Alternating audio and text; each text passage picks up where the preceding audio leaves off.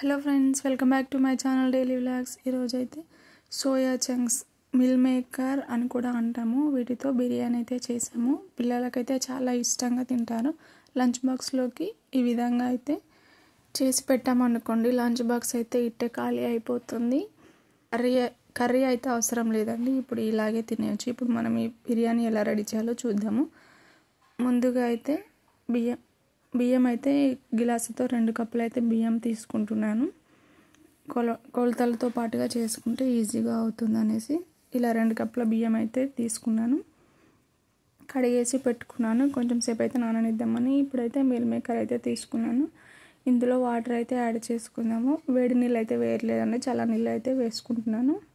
ఇవైతే నానాలి, పక్కకైతే పెట్టేసుకుందాం. ఆ లోపు మనం పోపు అయితే రెడీ చేసుకుందాం. బిర్యానీ అనేది కుండలో చేసుకుంటున్నామండి. ఇప్పుడైతే ఇందులో ఆయిల్ అయితే వేసేసి టమాటోలు, ఉల్లిపాయ ముక్కలు అయితే వేసాను. ఇప్పుడు ఇందులోకి కొంచెం పచ్చిమిరపకాయలు అయితే వేస్తున్నాను. ఇవి 3 అయితే కొంచెం ఫ్రై అవ్వాలి. కొంచెం అయితే ఫ్రై అయ్యాయి అనుకోండి, మిక్సీ పట్టుకోవడానికి ఈజీగా ఉంటుంది. మిక్సీ పట్టుకొని వేసామనుకోండి, బిర్యానీ అనేది చాలా టేస్టీగా ఉంటుంది. అందుకోసమని ఇలా ఉడికించుకుంటున్నాను. ఇవైతే ఉడికిపోయాయి. ఇప్పుడైతే ప్లేట్లోకి తీసుకొని చల్లారాక మిక్సీలో వేసుకుంటున్నాను. కొంచెం వెల్లుల్లి రెబ్బలు అయితే వేసుకొని ఇలా బరకగా అయితే పట్టేసుకున్నాను. చూడండి, వాటర్ అనేది పీల్చుకొని మిల్ మేకర్ అనేది ఫ్లఫీగా రెడీ అయిపోయాయి. ఇప్పుడైతే ఇందులో వాటర్ మొత్తం అనేది ఇలా గట్టిగా పిసుకామనుకోండి, వాటర్ అనేది మొత్తం బయటకు వచ్చేస్తాయి. ఇలా తీసుకొని పక్కకైతే పెట్టేసుకుందాము. ఇప్పుడు మనం బిర్యానీ కోసం అయితే పోపు అయితే చేసుకుందాము. ముందుగా అయితే ఆయిల్ వేసుకొని హోల్ గరం మసాలా అయితే వేసేసుకుందాము. ఇలా హోల్ గరం మసాలా వేసుకొని కొంచెం ఆనియన్స్ ఫ్రై అయిన తర్వాత కొద్దిగా కరివేపాకు, మనం ఇంతకుముందు మిక్సీ పట్టి పెట్టుకున్న ఈ పేస్ట్ని అయితే మొత్తం అయితే వేసి కొంచెం పచ్చివాసన పోయే వరకు అయితే వేయించుకుందాము. వేయించుకుని కొంచెం అయితే ఇంకా ఫ్రై అవ్వాలి. ఇలా ఫ్రై అయిపోయిందండి. ఇప్పుడు ఇందులోకి తగినంత కారం, మనం కొంచెమే కారం వేసుకుంటాం. ఇంతకుముందు పచ్చిమిరపకాయలు అయితే వేసాం కదా. ఇప్పుడు ఇందులోకి కారము, ఉప్పు, కొంచెం ధనియా పౌడర్ అయితే వేసాను.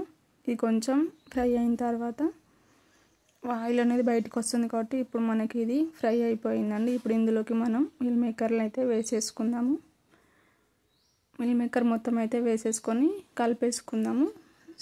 స్టవ్ అనేది హై ఫ్లేమ్లో పెట్టకూడదు, స్లో ఫ్లేమ్లో పెట్టుకొని ఫ్రై చేసుకోవాలి. ఇప్పుడు మసాలాల గ్రేవీ మొత్తం ఈ మిల్ మేకర్కి పట్టే విధంగా అయితే కలిపేసుకుందాము. మిల్ మేకర్కి అయితే మొత్తం అయితే ఫ్రై అవ్వాలి. మిల్ మేకర్లో కొంచెం వాటర్ అనేది ఉంటుంది కాబట్టి ఒక 5 మినిట్స్ వరకు మూత పెట్టేసి మగ్గించుకున్నాం అనుకోండి, మొత్తం అయితే వాటర్ అయితే పోతాయి. ఇప్పుడు చూడండి, మనకు ఫ్రై అయితే అయిపోయాయి, దగ్గర పడిపోయింది. ఇప్పుడు మనం ఇందులోకి వాటర్ అయితే యాడ్ చేసుకుందాము. మనం 2 కప్పుల బియ్యం తీసుకున్నాం కాబట్టి 3 కప్పుల వాటర్ అయితే వేసేసుకుందాము. ఇలా 3 కప్పుల వాటర్ అయితే వేసుకున్నాను. ఇప్పుడు ఇందులోకి కొద్దిగా కొత్తిమీర అయితే వేసుకుంటున్నాను. కొద్దిగా కొత్తిమీర అయితే వేసుకొని మూత అయితే పెట్టేసుకుందాము. మూత పెట్టేసుకుంటే వాటర్ అనేది తొందరగా మరిగిపోతాయి. చూడండి, ఇప్పుడు వాటర్ అయితే మరిగిపోయాయి. ఇప్పుడు ఇందులోకి మనం ఇంతకుముందు నానబెట్టుకున్న బియ్యం అయితే వేసుకుందాము. ఎక్కువ అయితే కలపట్లేదు, బియ్యం వేసి కొంచెం అలా కలిపేసి మూత పెట్టేసుకుందాము. మూత పెట్టడం ద్వారా తొందరగా అనేది ఉడికిపోతుంది.